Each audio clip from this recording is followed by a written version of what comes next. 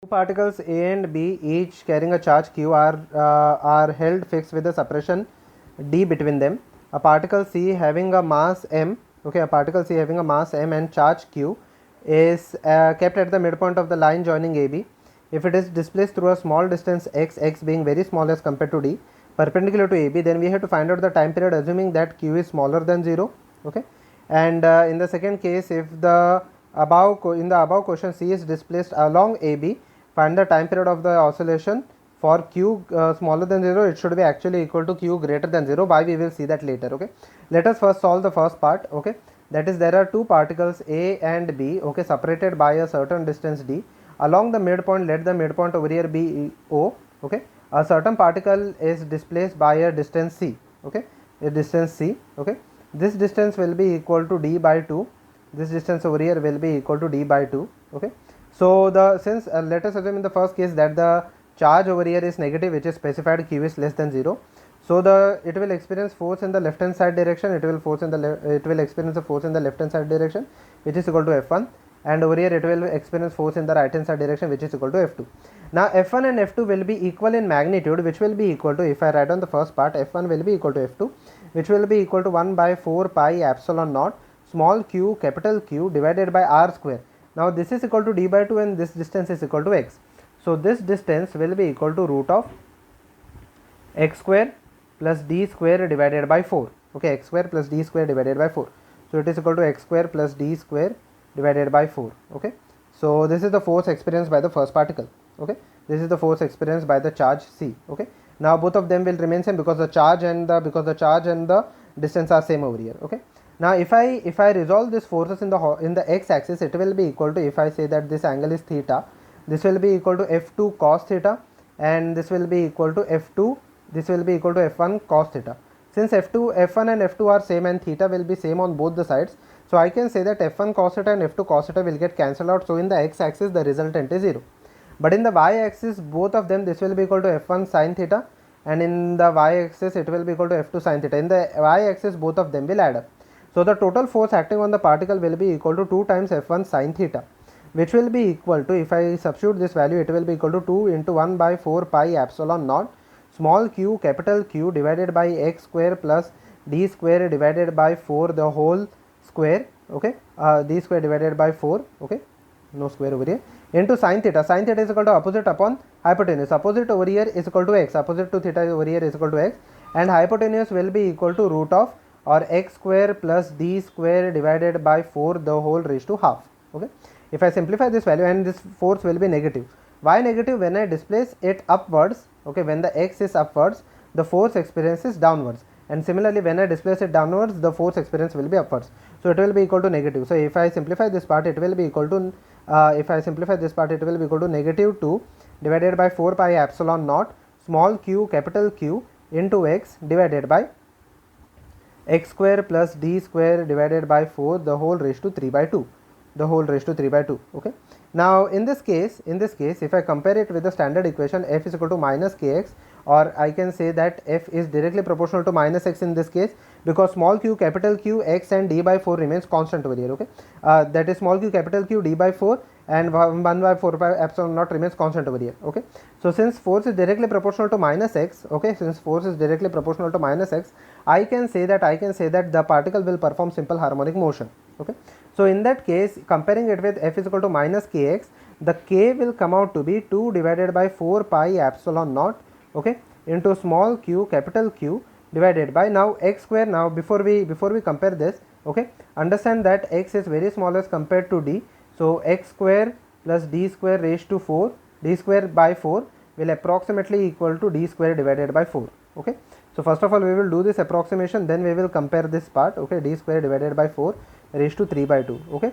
That's how I eliminate the value of x, okay. First I will eliminate x square, then I will use this proportionality, okay. So now over here k is equal to this part, okay. If I simplify this part, it will be equal to 2 divided by 4 pi epsilon naught small q capital Q into d cube divided by 4 raised to 3 by 2 will be equal to over here 8. So basically 2 2's are cancelled, it will come out to be 4, okay, it will come out to be 4. So k will be equal to 4 divided by pi epsilon naught small q capital Q divided by d cube. Okay, small q capital Q divided by d cube. Now we have to find out the time period. The time period of the oscillation will be equal to 2 pi divided by omega, which will be equal to, now omega is given as root of k by m. Okay, so 2 pi root of, over here this can be written as m by k. Okay, this can be written as m by k.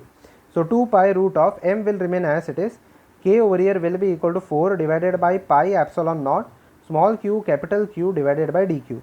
Okay, when I substitute this, when I rearrange this part, t will come out to be 2 pi will be inside the bracket, so it will be equal to 4 pi square small q capital Q divided by 4. Now everything will be inside the root. Okay, it will be equal to divided by over here it will be equal to 4 into small 4 into small q, or I can say small q capital Q will be in the denominator.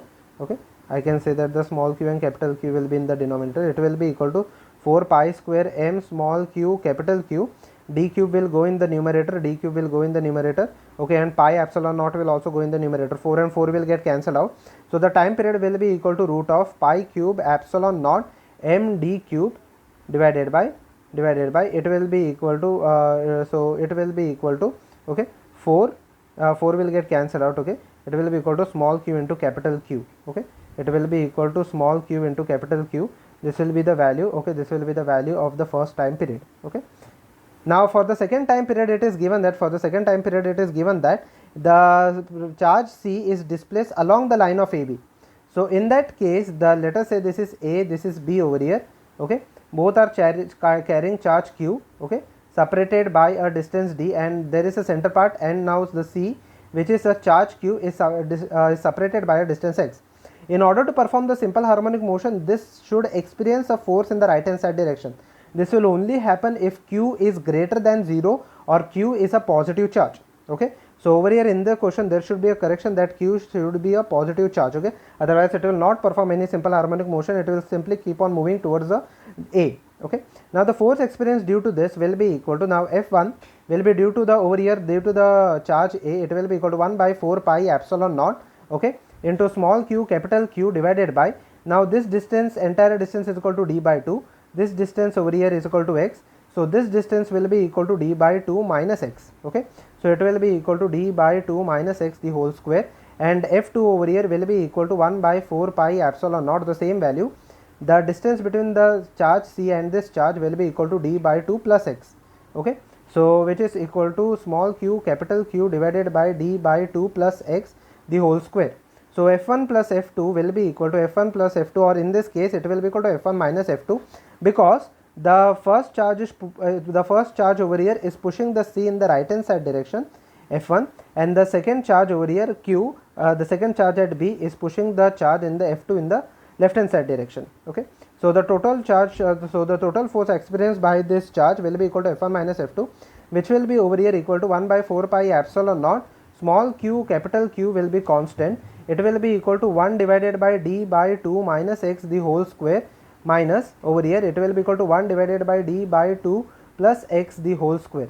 When I simplify this part, it will be equal to 1 by 4 pi epsilon naught small q capital Q. Over here I will cross multiply, so a minus b, a plus b, it will be equal to a square minus b square. Okay, a square minus b square, okay, the whole square, into, when I cross multiply d by 2 plus x the whole square minus d minus 2 by x the whole square, it will simply come out to be 2 times x into d. Okay, 2 times x into d. This is the total force experienced by the particle. Now I can say that x is very small as compared to d, so d square by 4 minus x square will be approximately equal to d square divided by 4. So when I substitute over here d square divided by 4, it will come out to be 1 by 4 pi epsilon naught small q capital Q into 2xd divided by d square divided by, so it will be equal to d raised to 4 divided by 16. Okay, d raised to 4 divided by 16. So in this part 1d and this d square d raised to 4 will get cancelled, it will be equal to 3. Okay, it will be 4 4s are, okay, when it goes in the numerator it will be equal to 8 times. Okay, it will be equal to 8 times this value.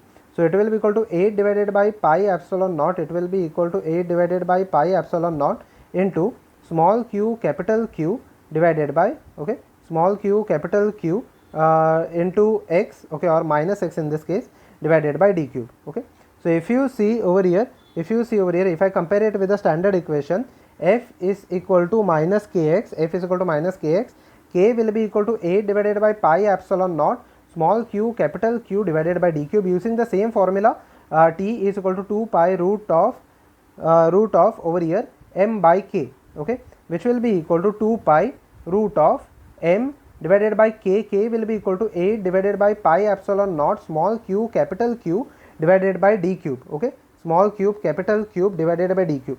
If I simplify this part, the time period will come out to be root of m, okay, pi cube, okay. If I simplify this part, it will come out to be the same value, epsilon naught d cube divided by, now over there it was just equal to capital Q divided by small q, here it will be simply multiplied by 2. In the first case it was simply equal to small q divided by capital Q, in the denominator it will be simply multiplied by 2. So this is the time period in the second case.